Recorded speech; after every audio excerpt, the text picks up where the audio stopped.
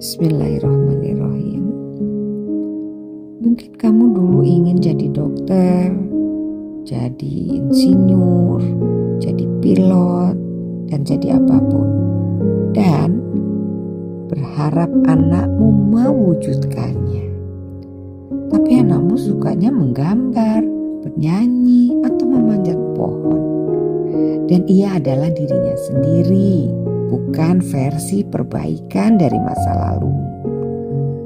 Memahami anak berarti merelakan rencana dan menemani ia menemukan jalannya.